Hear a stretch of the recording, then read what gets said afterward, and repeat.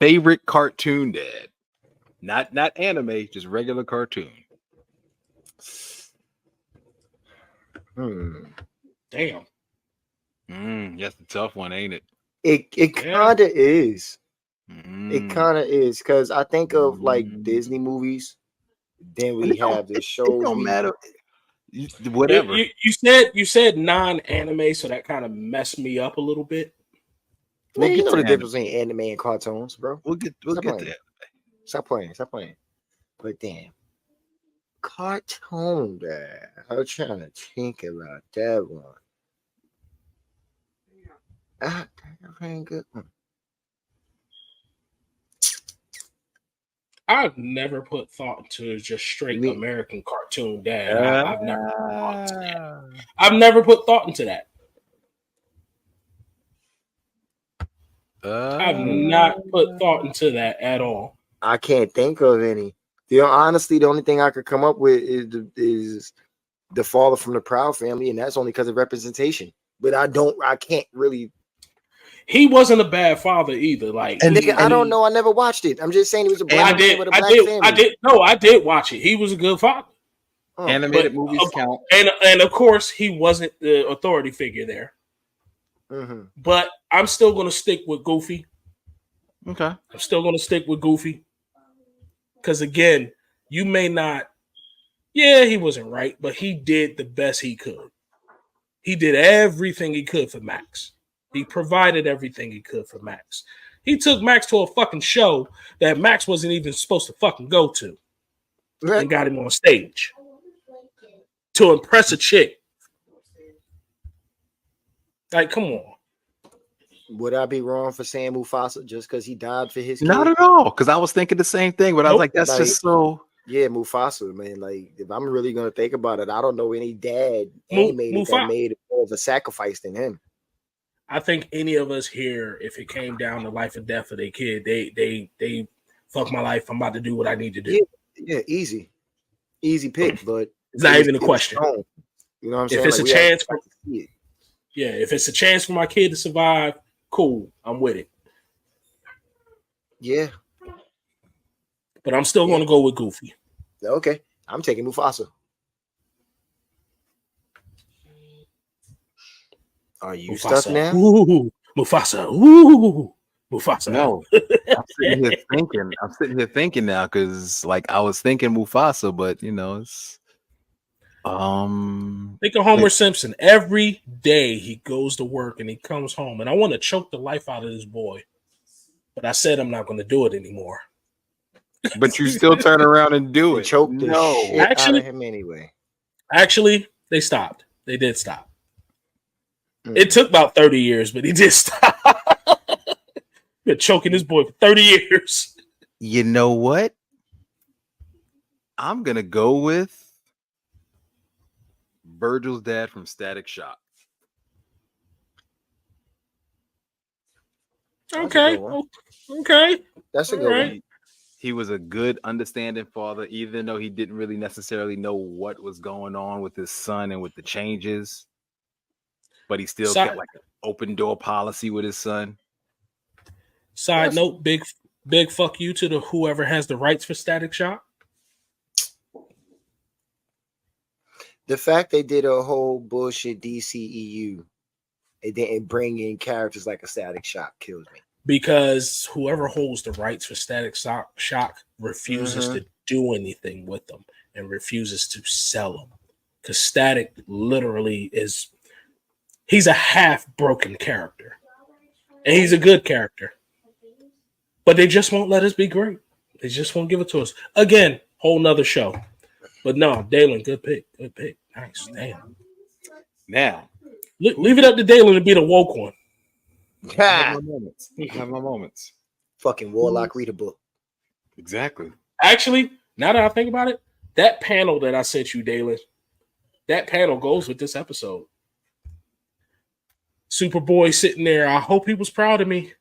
I hope I bought them some time. I hope he's proud of me. Doomsday was about to murder Superboy. Superman just shows the fuck up. It was a beautiful panel. But so now Favorite anime dad, not best. Favorite, your personal favorite anime dad. Vegeta. Okay, Easy. Dad or dad figure. we'll do dad first, then we'll do dad figure. Vegeta.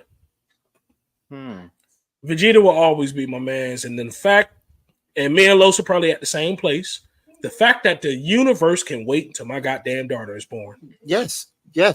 Factual shit. And let's not act like he ain't show Trunks a crazy amount of love. He did. Future Trunks had a fucked up life, but Bulma gave basically the backstory of Vegeta to him. So he came back with that love and reprieve for his son. I mean, for his father.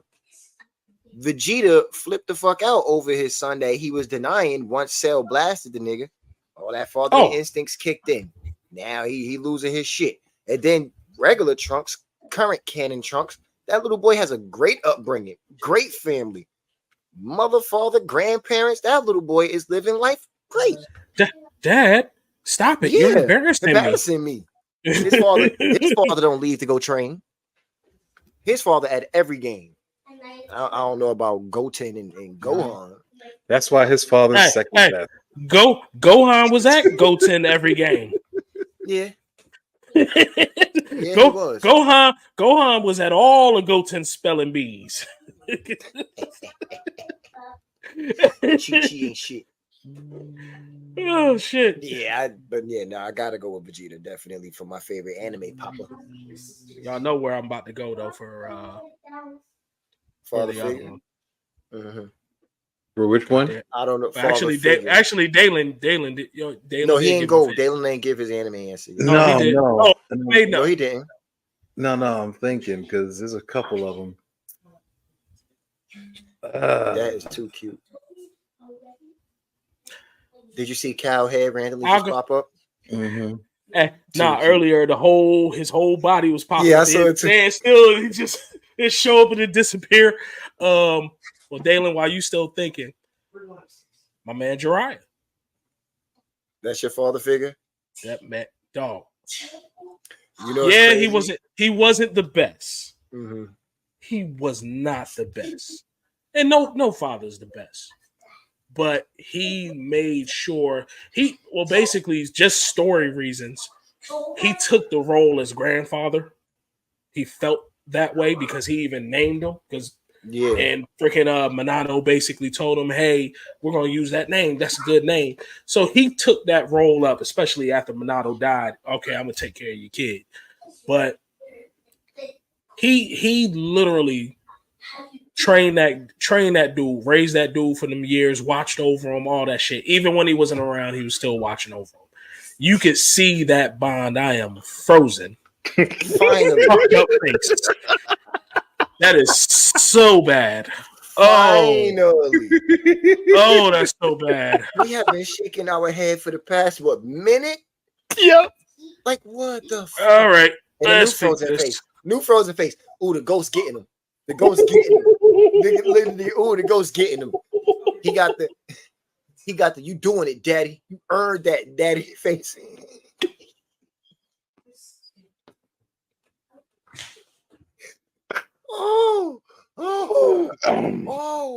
That's so bad.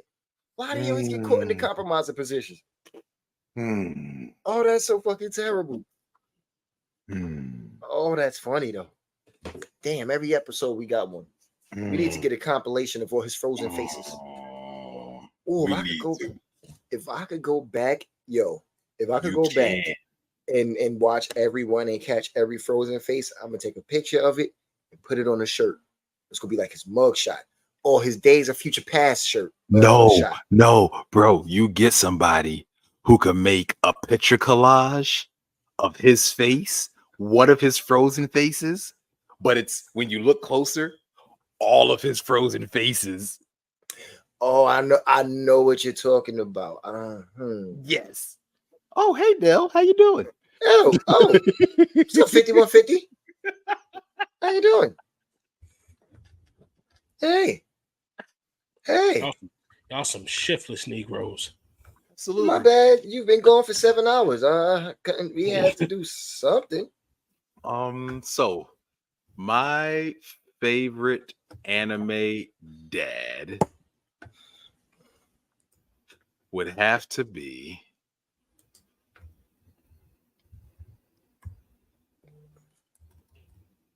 Gildarts. Who? Gildarts.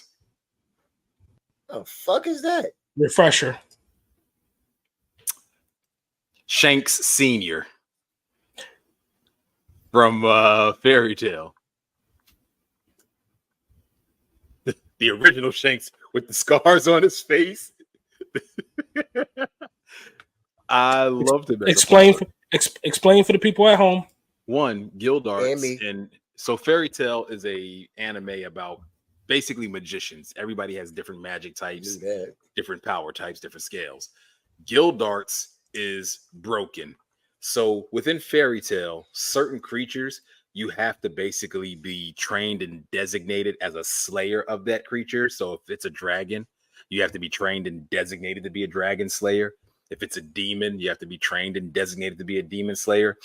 Gildarts literally fought one of the strongest dragons in existence. Actually, the strongest dragon in existence.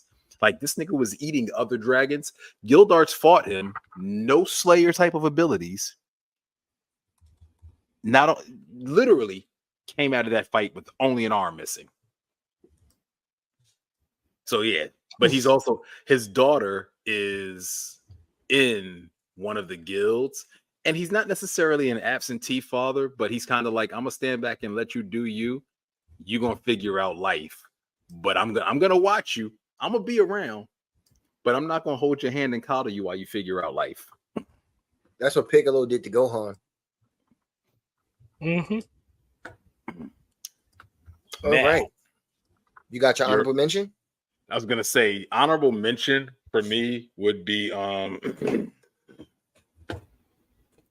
what was the leader of Fairy Tale, the old guy? I can't think of it. Yeah, it's been so long. I gotta actually go back and finish Fairy Tale. No, not him. Sorry. No spoilers, because, you know, for those of you who aren't caught up on One Piece, but my runner up, and it's only because he's a spoiler that I didn't choose him as my main, Kuma. Now that Kuma from One Piece. That I know. That's somebody I know who that is. Nah, I don't know how caught up you are. It's fucked up. Kuma. I ain't that caught up. I just know who Kuma is. That mother. Actually, he probably. Yeah, Jiraiya's still my dude, but as far as actual father figure, Kuma takes the fucking cake. That's just a model for a fucking good person, period. Like, damn. Well, my honorable mention would be from Naruto as well. And I kind of thought you was going to go there when you said Jiraiya. But mine is Mike Guy.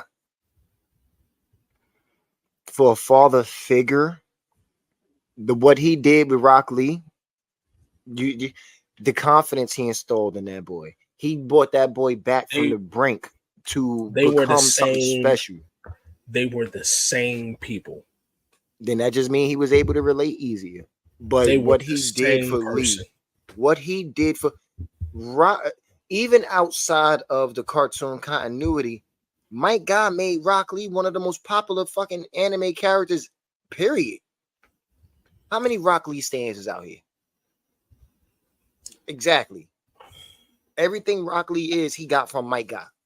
So I'm going with Mike Guy. That's my motherfucker. My favorite father figure, I could actually call him a stepdad, is Lloyd from Spy Family. If you've never seen Spy Family follows this guy named Lloyd. He is the world's best spy.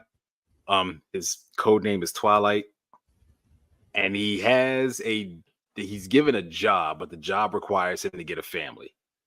So he ends up going to an orphanage and meets this girl named Anna, who nobody knows is a telepath. Like she can literally read people's mind. Don't give away the whole show. It's in my queue.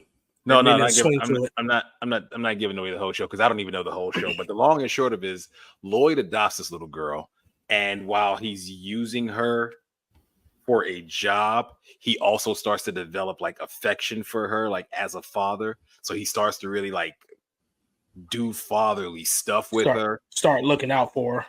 Right. Like, and there's a scene where somebody's talking crazy about her. And talking crazy because he basically meets a woman who he makes so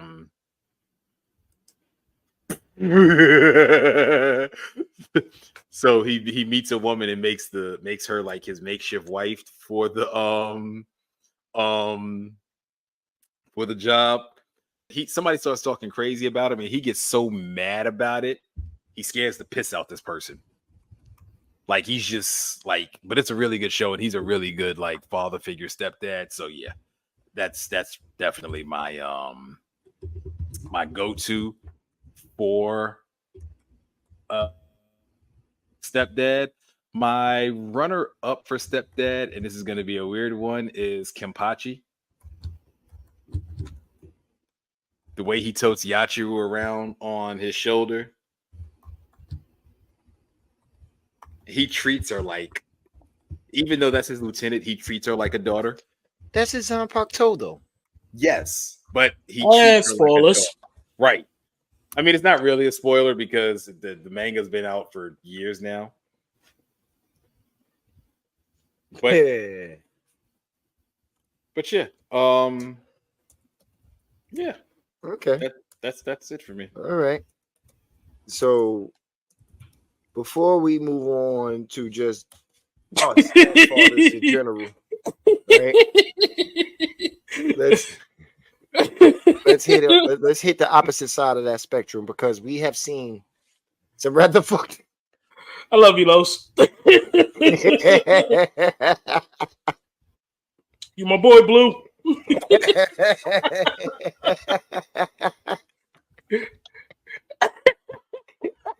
Did he just see the shit? He's just seeing it. Oh. Was that too much, Dalen? Oh. I guess it's too late to apologize. She wouldn't meet it anyway. What my man Dream say? What my man Dream say? Cry till you drown your face.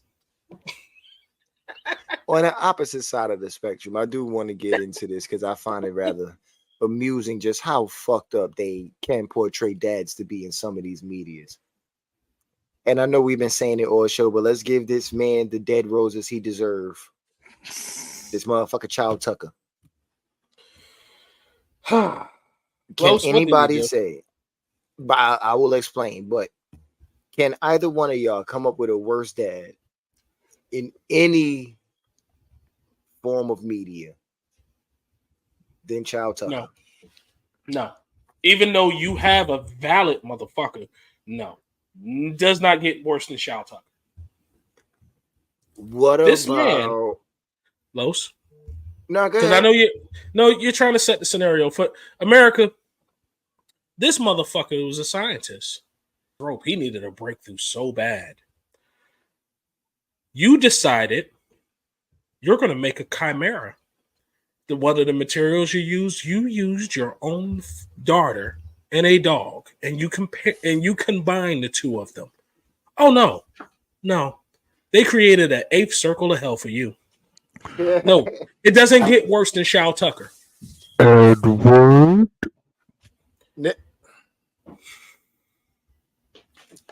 Still too soon. Fucking dog said, "You heard Dad. Stop. You heard Daddy. Stop, bitch." Still too soon. Then when Scar had to come in off that little shit, but no. Okay, so you say Child Tucker's the worst, and I was really sitting here trying to think about it. What about the abandonment? Because I'm thinking about the father from Full Metal Alchemist. He was rather fucked up too. He came back to help. He was yes, he was. But he came back to help them. Ging, who you was talking about earlier, yes. Ging did everything in his power to either A, kill his son on the way to finding him. B, never let his son find him. Then the son finds him anyway. Yeah, my dreams ended when you were born. Oh, okay. Thanks, Dad. And then after he found him, he made him, okay, now that you found me, climb to the top of this fucking flower, mountain, mushroom, whatever it was, and then you could talk. Because remember, Gon had to climb up whatever the hell that was to get to him. Dog, that And still doesn't get worse. That's a close second. That is a prime example of what a close second is. Shao Tucker is still the worst. What about anything? Well, y'all watch this shit more than me. What about Darth Vader? His was different because at one point he didn't know he had kids, and then when he found out, he was trying to convert them, but then he ended up getting converted. It was complicated. It really was. It was a relationship status. He tried to turn them, and he got turned. Now, I want to put on for nomination for worst dads, Yujiro Hanma. I'm on the fence with that one. So, but I'm gonna let Los go first because I saw thoughts going. I see the wheels. It's a lot of thoughts going, but right now I want to make one thing clear. Let's specify one thing. Are we talking about the conception of these kids, or are we talking about the parenting of these kids? We can talk about the whole damn farm. Only because if we're gonna do that, come in and make us think about how fucked up Yujiro Hanma is. If you think that's something, I'm about to fuck you up even some more. Because if that's the case, don't we have to give Shao Tucker another fucking mark on his resume for what he did to his wife? Because remember, the only reason he got his alchemy badge in the first place is because he turned his wife to a chimera, the first talking one, and he claimed she left him. When we talk about husbands, yes, he can get that mark, but we're talking about parenting right now.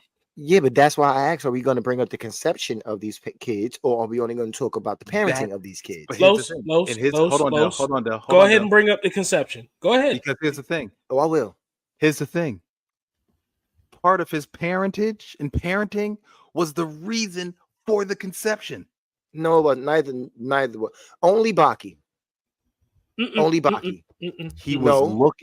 He was looking for a worthy opponent, and he believed it could only come from his blood. I get that. But the reason I said only Baki is because even though he stole Baki's moms, what he did to Jack moms wasn't so she could give him Jack so he could have an opponent. It was to get back at her for what she did to him by setting him up to get murked by the army. I mean, at least he didn't feed her coke and pills. If he did, maybe he would have been more compassionate. She snapped her back, sir. But see, that was just a really big hug. He just loved her so much that he hugged the life out of her. Let's talk about it. Yes. He coerced, stole, manipulated, and had sex with Baki's mama to create. He did no such thing. He did not coerce that woman. He did steal her.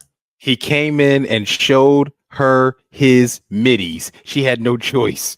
Actually, so let's be 100% when she watched him fuck up homeboy inside the ring at the party. So let's be real right quick. He didn't steal her. You can't steal something that you can't get. Your bitch chose me. I mean, yeah.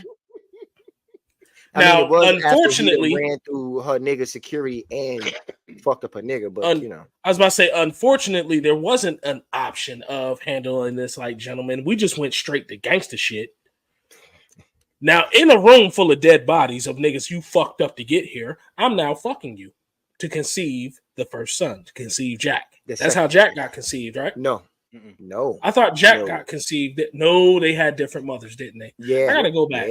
I gotta go back. So Jack was conceived by Yujiro looking for a challenge. So he joined the army. He was dropped into a war. He's fighting them off. He has this bitch rolling with him. They're fighting together. Turns out that the bitch was a double agent type shit, and she was there to try to murk Yujiro. He already gave the bitch a pass, if I'm not mistaken. And then she did it for a second time and brought the army there. And after he fucked up the first set of goons that came after him, he raped her and then killed the army and bounced. So again, he didn't. I can't, and that's why I said Jack to have a strong opponent. He did shoot the club up for Baki Moms to have a strong opponent. But for Jack Moms, it was more so of his certain dominance to Jack Moms for what she did. A lot of that was cause and effect for him. So that's why I can't get on board with him being a piece of shit. Because just like you said, the intentions was to have a strong opponent. So that's why Baki was what he was. Now, is he a little harsh? Yes. But that's why I think the conception is terrible. The parenting is you're getting mad at a dog for barking. Basically, he's literally the strongest creature. You have to treat him like a creature, not a human. He didn't even consider him. He didn't even consider himself human. What would you expect out of Yujiro Hama if you see him? You expect destruction. Why would you expect anything otherwise? He kind of got a point there. That doesn't. I am going to kick your point in the teeth. Look at his cat drinking milk out the bowl. What we're saying's known for. Subjugating planets and selling them for Frieza. We're Saiyans known for being good fathers. They retconned it. If we go by the old, they were not fathers or mothers, period. These kids were incubated and shipped off. They didn't have a childhood. Even with Super, they weren't great fathers because when Bardock showed concern for Goku, his mom was like, that's kind of out of character for you.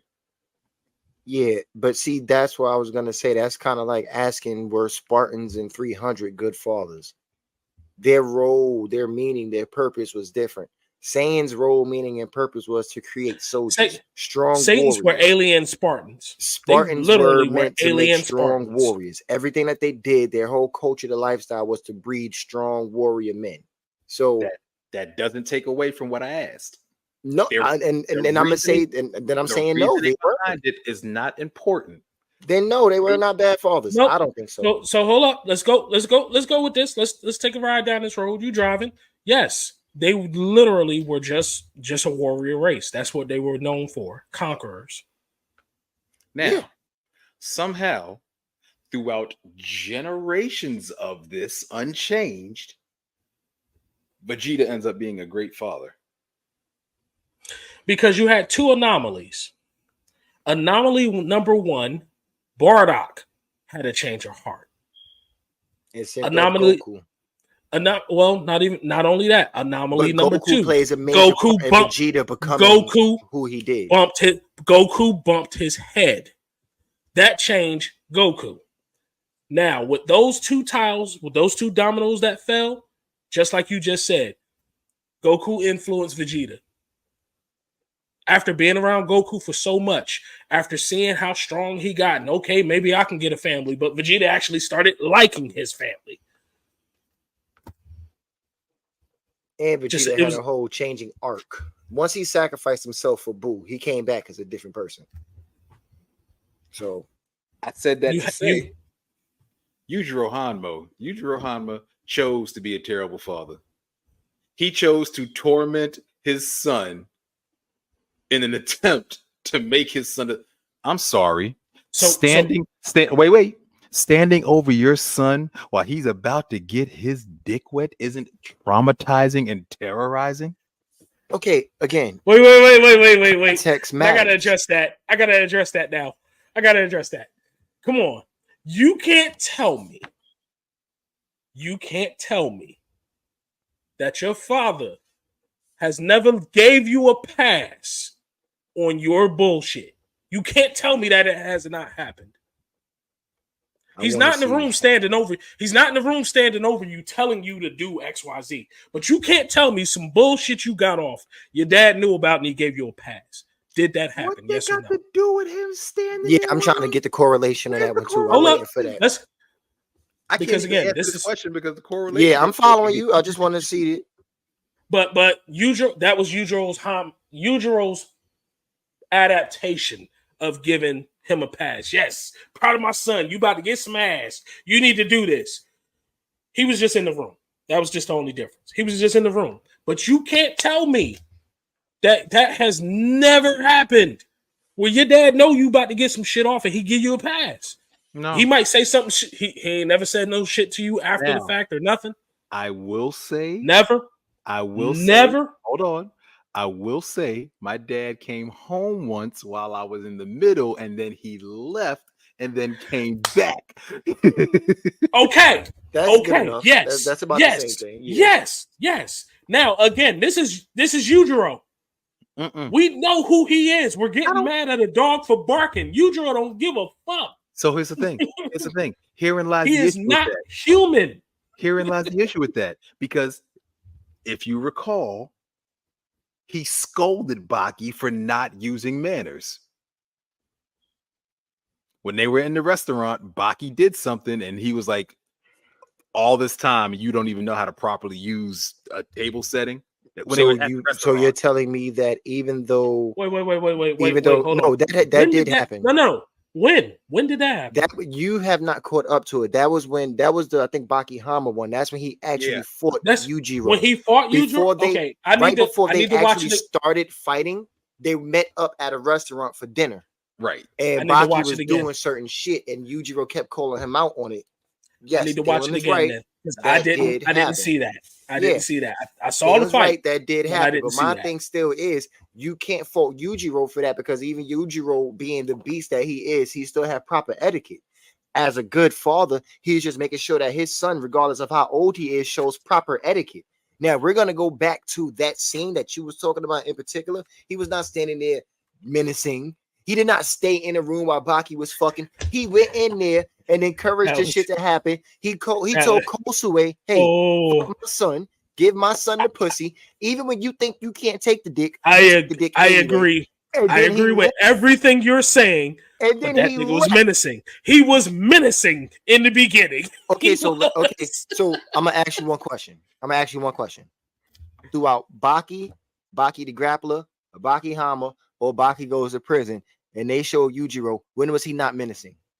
When he was talking to Ali Jr. at first, he was sitting there chilling. No, he was menacing then. The way he squatted down and got in Ali Jr. face and was talking to him, he was menacing then too. That was after jogging behind Ali. He don't know how to jogging behind Ali. He was menacing when he took his face and he pushed his face through the protective glass between him and Piku. He was menacing. There has never been a time when Yujiro Hama was on screen and he wasn't menacing. This man was cheesing, smiling, and breaking a sword inch by inch with his fucking thumb. That was he pushed his face menacing I've ever seen him. He had a smile on it. It was a big ass smiley smirk as he pushed his face through the glass. Yujiro is such a menace to the society and to the world. He affects physics. After he pushed himself through that fucking glass, that glass formed back perfectly because it knew better. Fuck the hole he made. I know better than to be in this man way. I'm not gonna do it. Okay. So I present my last piece of evidence against Yujiro Hanma as a father. The nigga used his own child as nunchucks to complete a street fighter extra board. Yes, he did. And he totally fucked that car up, and he got his 10,000 points for that bonus stage. I'm not gonna take that away from you, but I will say he made the nigga dinner afterwards. And like Baki kept saying through the whole series, it's just a regular fight between a father and a son. That's it. So okay, so, Los. I'm going to just preface this by saying given your situation, you might not know this. It's not the way a fight between a father and a son goes. When you are Baki and your father is Yujiro, I think that's exactly how a fight goes. That's like saying a fight between Heihachi and Kazuya shouldn't go like that. Heihachi is the nope. Heihachi beats Heihachi's Yujiro. the worst dad. Heihachi beats Yujiro. Heihachi does beat Yujiro. You threw your kid into a volcano. Whoa, you're jumping too far. In the words of Big Boy. Going too far. In the words of Big Boy, I'm sorry, I had to quote this one. Tie him to a rocket, had to send him out of space. Yeah, this is why I say he's going too far. Oh, you forgot what Heihachi did to Kazuya first before he threw him in the volcano. No, he threw Kazuya into that. Oh no. Okay, Kazuya into I thought cliff. Nope. I mixed up because I thought they both threw each other in the volcanoes. Yes, he threw him off a cliff. He got thrown into a volcano. Like, the shit just stupid. Heihachi. What makes Heihachi worse is he threw Kazuya off of a cliff without knowing if he was going to survive or not. He threw him off the cliff. I don't think it did matter. No, it really did. Because it was to see if he had the devil gene in him or not. So if he got the devil gene in him, if he threw him off the cliff and he died, he was just a regular human. I stepped out of that whole thing, and this kind of blew me. Like when Jin came along, is Jin part of that bloodline? He's Kazuya's son. Oh shit! Okay, that explains that. Then never mind. Everything's explained. Yeah. Yeah. All this shit's crazy. No, Heihachi is no. Fuck Yujiro. Heihachi is a motherfucker. You made a sincere attempt on your son's life just to test the theory. Like, come on. Pretty much, and he did it because and then was pissed off because the nigga came back. He did it because his wife had the devil gene in her, and he already had made the spawn, so he had to see if the devil gene was passed. Like that man Heihachi fucked up. So is he up there with Child Tucker? Yes. Yes. So does he replace Ging? Yeah, because Ging actually here's my thing. If you don't want me, just leave. That's fine. Go away. Ging left, and Ging tried to keep. Ging didn't make a sincere attempt on Gong's life. Ging basically straight up said, "Hey, if you want to find me, this is how. Take it at your own peril. I didn't actively try to kill you." Yeah. Like Heihachi literally took a sincere attempt on his son's life. I think he takes worse father in that respect. Tucker's still up here. Tucker is still up here, but Heihachi is hovering around the top 3. I ain't gonna hold you. I've been trying to figure out one that might top Heihachi. Tucker. Yeah, I've been trying to figure out one. It's the fact that you didn't kill. You turned your child into a chimera. You turned your child into a cat dog.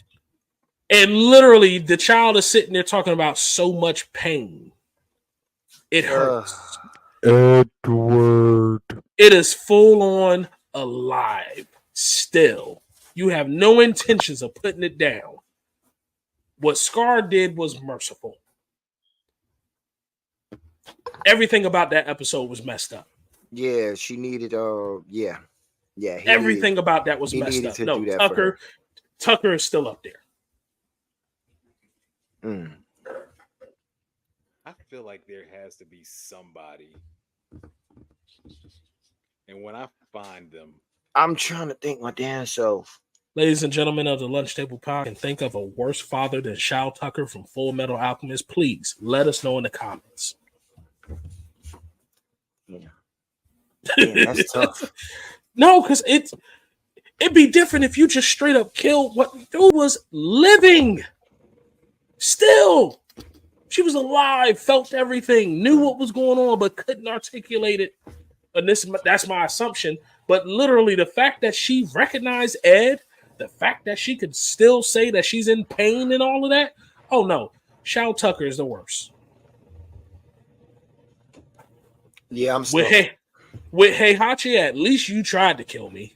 No, you did not want me to die. You wanted me to live. You can prosper, but in the meantime, I gotta be worse. Yep. Bro, you got anything? Because I'm still good with Tucker. I can't think of nothing. I kind of don't have a choice here. I can't think of it. Like really? No, seriously. Yeah. Again, I can't get on Yujiro because it's Yujiro. We know who he is. I'm glad we didn't go after the low hanging fruit and say Goku. Because Goku is not a bad father. He's an absent one. He's dead. You know what? Let me not say that. kind of, but not really. No, I'm about to say he's more like one of those soldier fathers. Like he's off training for war, basically. Which seems because if you really look at it, and I'm not taking nothing away from Piccolo. Piccolo did his thing. But between Piccolo training Goku or Gohan, yeah, and Goku training Gohan, when Goku actually got serious about training Gohan, he did his thing with Gohan. Yeah. When he was there, he was there. Yeah. Now, Goten might have that boy education. Goten might have a case, but Gohan don't have a case. Gohan had a good upbringing. Goten, I don't know where most of Goten's. First of all, I don't even know how the fuck Goten even got born, because Goku was dead. No, he wasn't.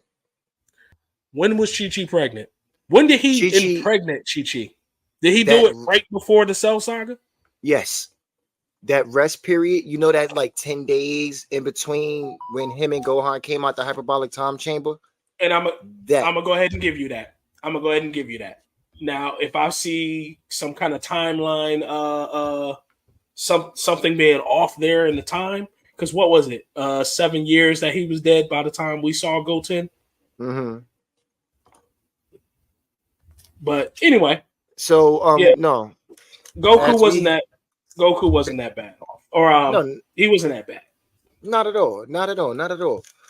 So, fellas, as we come towards the end of another show, I want to bring this shit full circle to get a little serious. This is one thing I wanted to ask Del. And then Dalen, you could be next, bro. Del, as being a girl dad. Oh shit. How did that hit you?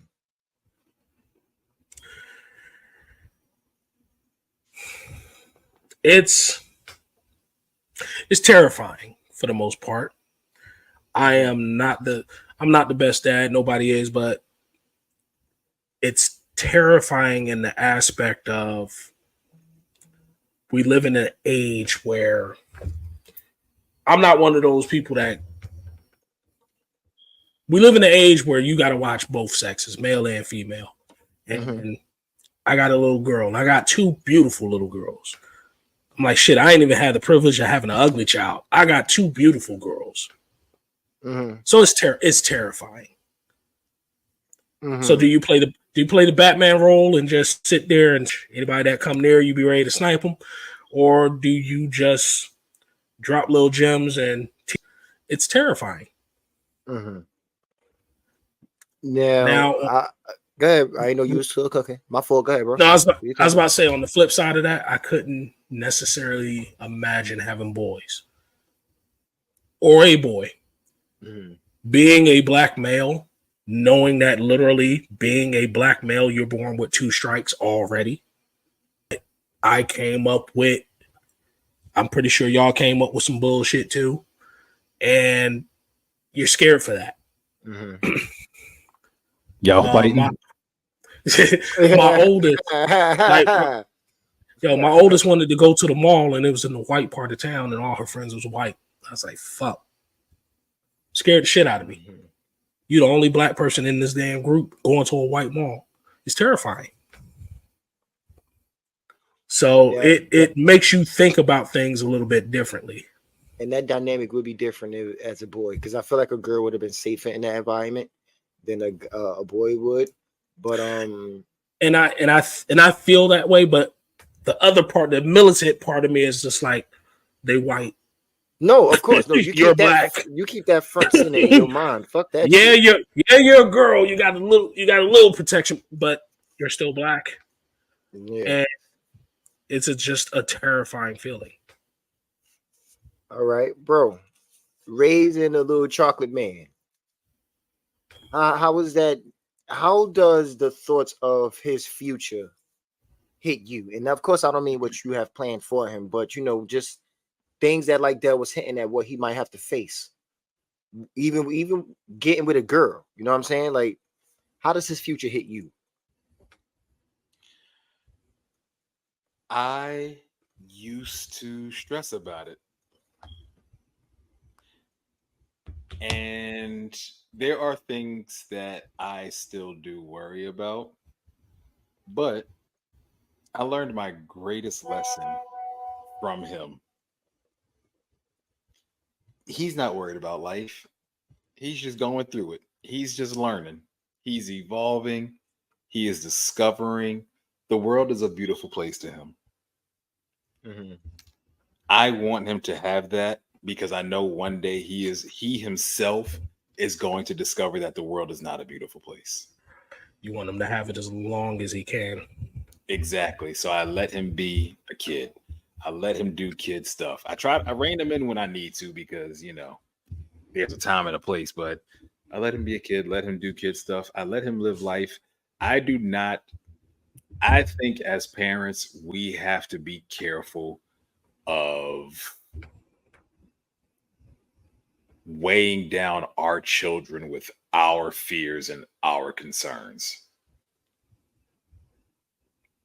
We can protect them from them. We can guide them from them. We can try to steer them from them, but we can't put those fears on and in them until I honestly, Mm-hmm. I honestly can't.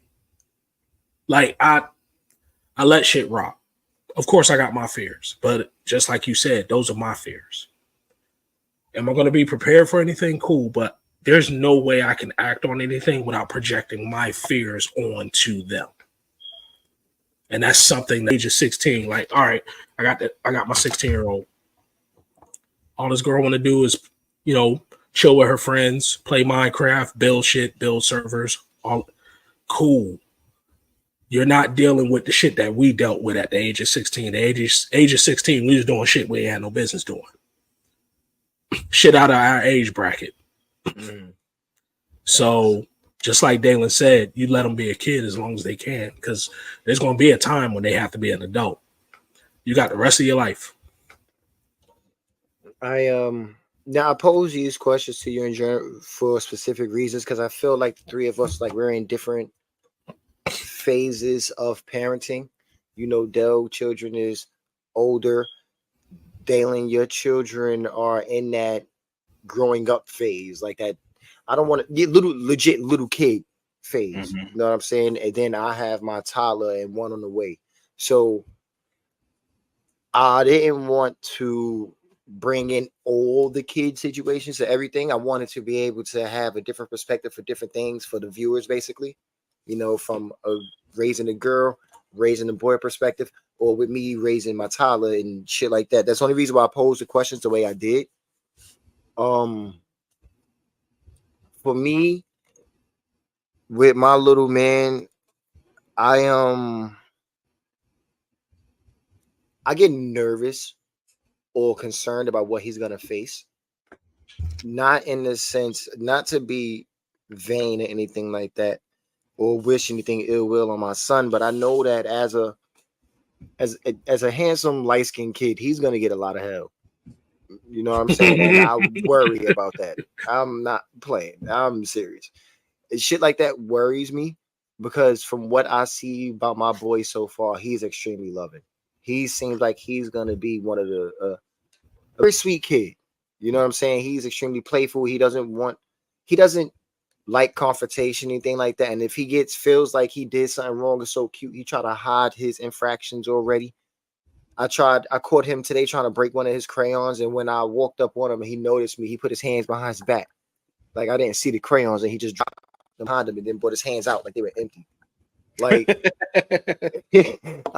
he's shit like that. You know, he doesn't want nobody mad at him. He wants to make up. He literally wants you to kiss him and tickle him if he feels like he did something wrong and you chastise him for it. So that right there used to be something that I felt like people made fun of, the nice, sweet, innocent people. So it worries me what he might face. But I always boil down to, as fathers, we are the last line of defense, well, the first line of defense against what they're gonna go through, and we get to install in them certain aspects that a mother can't. Not to say a mother's not important, because they are, but it's certain things that they can't teach them. Like, for example, with Dale and your girls.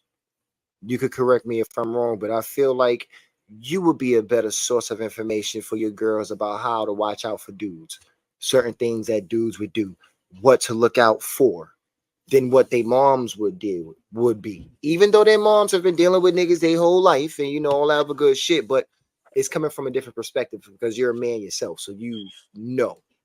You know what I'm saying? I feel like with Cal and Dalen, like Dalen would be a better representation and better to get through to Cal about what it's like to be a black man growing up in this country and now in the South, more than his mom would be. You know, so again, it's a reason why I pose the questions this way. I just wanted us to be able, in a really quick way, in a broader scale of things, really just express out there the whole fatherhood thing, what we bring, the dynamic of the two, and how raising a girl and a boy could be, how it definitely is different. You know, I think that's something we should cook on one day. Like, just the difference of parenting when it comes to girl and boy kids. I think that's something that we could cook on. But them kids. My nigga, you finally picked up. I've been saying that since episode 1. My man. What are we on, like 34, 35? Nigga, fuck them kids, man. Oh, God. All the motherfuckers do is eat shit and sleep any goddamn way and kill your pockets. Fuck them. Fuck them all. Nah, I love my babies. Told you I can't stand having kids in the room when I'm rolling my dice. Yeah. Oh my God. Get these bad kids to the room. Told you the little janky motherfuckers give me bad luck. Now, so you gonna give me all my money back. I'm gonna stick you. I'm gonna stick you. And my stamp show gonna stick this little janky motherfucker right here. Well, you just gonna have to stick us. Why does black cinema portray black fam so well? Like, from certain people, because that's dead shit I heard in my family outside of the threats of cutting people. But kids walk in the room and adults are gambling. That's exactly what I heard. Because it is usually written and directed by us. We can give that opinion. Like Denzel said. You really think some white folks sat there and thought about, hey, let's have Craig go in the bathroom with his pops and have a conversation while he's taking the shit. No, some of us lived through that. That's why we can put that in the film. He went back to that shit for like the third time. Nigga, it's never going to leave. It's never going to leave. I would never wish that on anybody. Should have did it to one of your girls. Nope. It was growing up before it got too late. Nope. Too late now. Nope. Too late now. Nope. Not doing All right, fellas. Any parting words for the people before we throw out these thumbnails? Okay, put my shit up. Put my shit up. I got nothing. Put my shit up. Yeah. That's it. Okay. Throw Dalen shit up. And that's him. Same thing as last time. Yeah. Yeah. And yep. Yeah.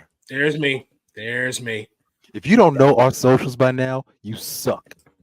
And of course, again, it's been flashing across the ticker off night. It has been on your social media. It has been all over this podcast. You can catch us Facebook.com/thelunchtable, Instagram.com/thelunchtable5, YouTube.com/@thelunchtable5. One of these days, I'm going to update this with the Twitter page as well.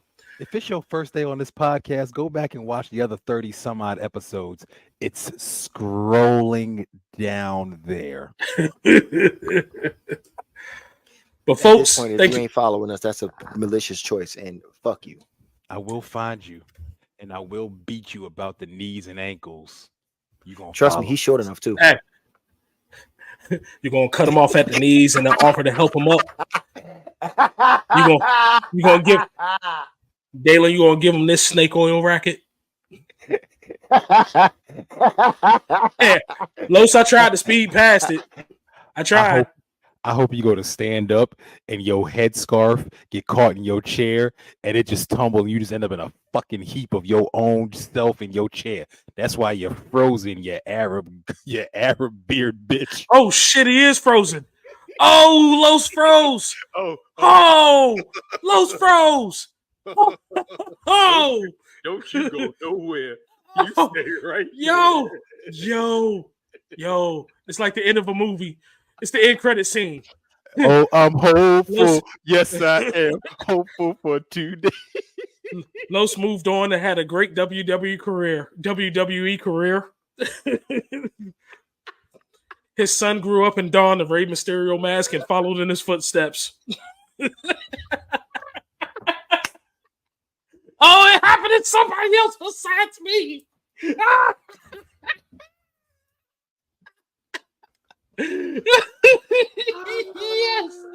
Yes. Oh, is that how that feels? Is that how that looks whenever it happens to me? That's how this go. Mm-hmm. Oh, he got a few minutes. And I'm gonna cut this before the 2 hour mark. Oh, that was great. Oh,